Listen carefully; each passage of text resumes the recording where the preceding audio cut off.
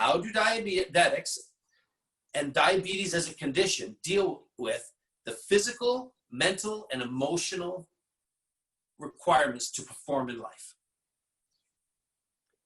Well, thanks, guys. And I think, this first one is actually one of the biggest challenges with diabetes is that as an appearance, it's really hard for anybody else to see. So they call it an invisible disability. And that's because inside of our bodies, our brain and our muscles are all functioning off of this blood sugar level. Most people have no idea, how to balance that. It's just something that automatically functions. And so diabetes inherently means that our blood sugars are going to be out of control. They're hard to put a term of control to diabetes. And what we like to say is management. So we can manage our blood sugars quite well.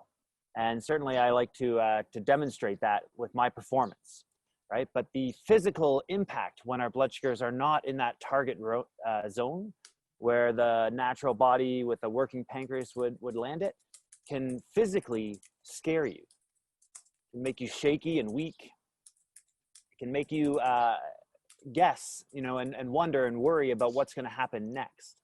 And so the physical impacts of diabetes really translate into the mental and emotional impacts. And I think, I can share that the emotional side for me, really something that struck home for me was about 6 years after diagnosis. And I was competing at Northeastern University on my rowing team. And there was another rower that we were on a jog, for a warm up for our practice. And he said to me, Chris, you can take a break whenever you want. And we don't get that option. And for me, when I take a break in the middle of a practice, it's because my blood sugar has dropped low and I'm shaky and I'm faint. And I try to treat that as fast as I can to get back in. But the emotional impact is when other people look at it as though, we're taking it easy. And you don't want to let down your teammates. You never want to let other people down in life. And so this thing sits in the back of our minds. It sits inside of our bodies, constantly playing this balancing game. And I think that's something that people with diabetes are always managing without other people even seeing. I think that's a pretty big. Yeah. That is, you just described probably my number one issue. I'm blessed that I'm with the ability that I can perform and work and do different things at a fairly high level because I've worked so diligently on my physical health.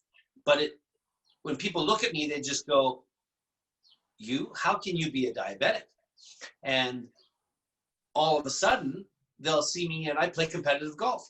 And I can be playing unbelievably well and literally in the space of 15 minutes, missing a blood test and having an appropriate snack or self-managing my sugars correctly, I go from high performance to no performance. And literally to the place where they look at you and go, what the heck's going on with you? Like, the ball just went straight right in the woods versus where we want it to go. And that's just a simple example of something. When they look at you, you look like you're in physically better shape than other people, but that doesn't talk about the invisible disability or condition that's occurring underneath it. You so eloquently said.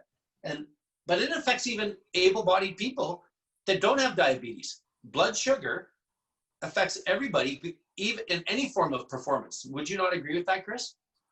I would actually, yeah. And it's something that I've had, you talk about blessings and benefits here, is that when I'm constantly monitoring myself, I'm also learning more about my health and the way I should be treating my body, right?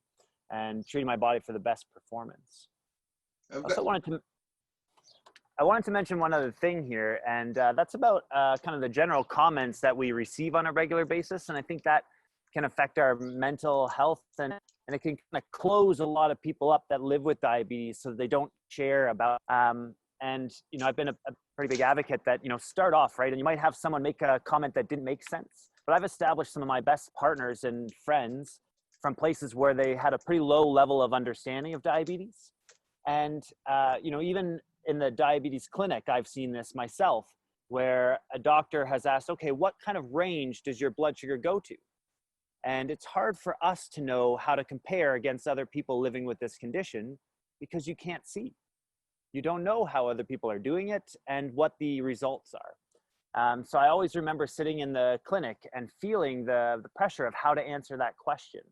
And when I was young, like in my teenage years, and the doctor asked if I was having a lot of low blood sugars, I really didn't know what a lot was.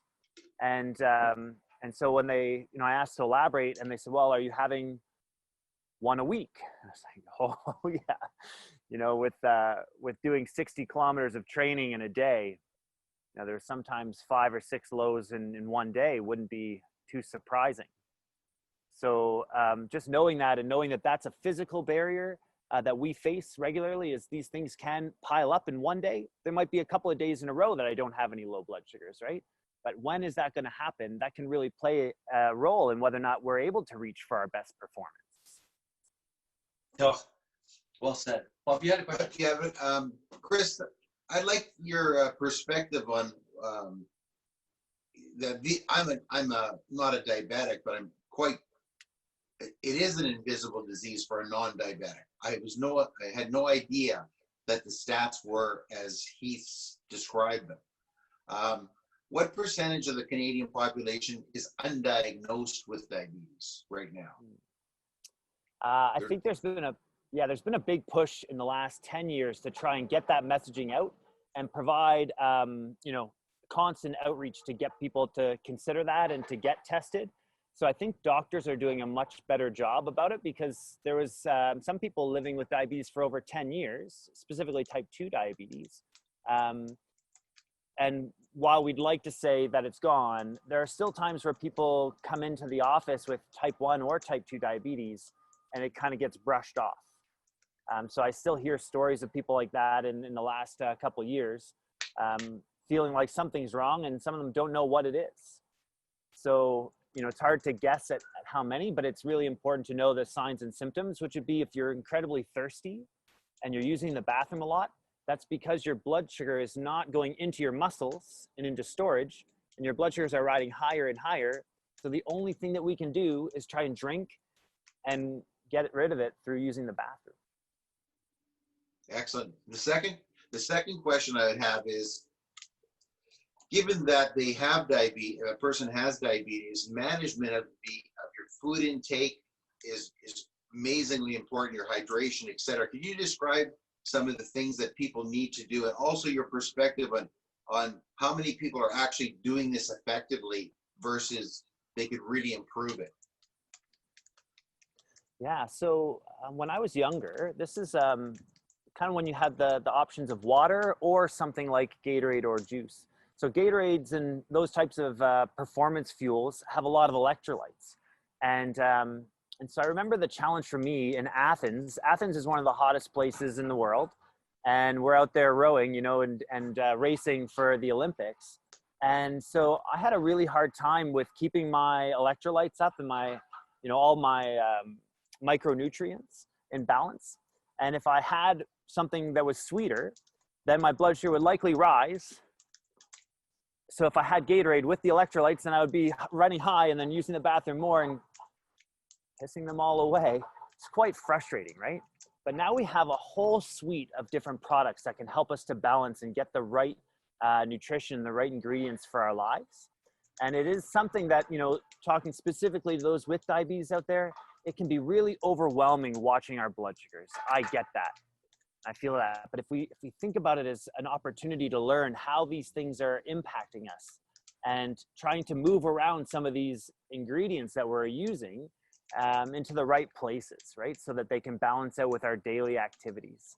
And I think the extreme nature of what some of us are doing, the act of being out there and just hustling all day, and same thing with being out rowing all day, those things can really change the way our hormones work inside of our body. And so I've noticed that, for example, right now I eat 22 grams of carbs for 1 unit of insulin. Now, when I was training for the Olympic team, I was doing a lot more exercise.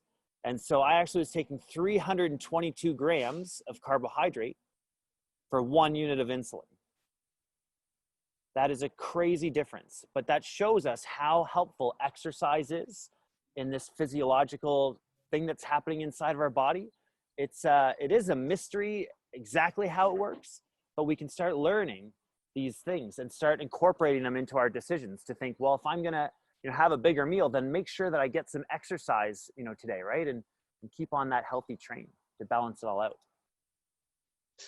I think something that you've addressed is obviously the physical exercise. And my question to you would be, as I know for me, the higher my physical exertion or activities, so when I play a round of golf as an example, or if I'm going to the gym for a workout, a run, just a hike, my monitoring and testing, which means you got to prick your finger, or if you've got the new pod, that's better. You put in a unit. But the truth is, I test in a round of golf at minimum every 3 holes. If I miss one, I invariably will have a low, which will dramatically affect me physically, but not just that, mentally and emotionally. My cognitive abilities to recognize simple little things go down. So do you find that same effect with yourself? And would you say that this is a common thing throughout diabetes 1 and 2? Yeah, that brings a great point in about what I would be coaching for the last 10 years here is about creating a routine. Because if you're thinking, do I need to test? Then, it becomes this gamble. And so I had to build a routine into my practice. And so in rowing, I guess it's probably similar to your rounds of golf. And I'm not in your sport, so I'm not entirely sure. But in rowing, you'd race people down the lake. And then in practice, we would sometimes do 8 rounds back and forth. And the coach would actually kind of use the turnaround time to try and really put pressure on us. So that way, if you were the fastest down the course, you would have the most time to recover, right? If you shoot and you get, a birdie, then probably have a little bit more rest time than somebody who's taking a lot more shots, right? So yeah, there's a lot of pressure. And sometimes I think, oh, do I have time to test my blood? And so there's, definitely times in my career where I made a mistake and I decided not to, and it would make me pay the price. Guessing is what you're talking about. At the end of the day, chance favors a prepared mind. This is something I say regularly in life. I don't care if it's diabetes management, business management, financial management, any form of management requires preparation. And preparation is really stating create good routines and rituals that will do it. So I shared my golf one every 3 holes.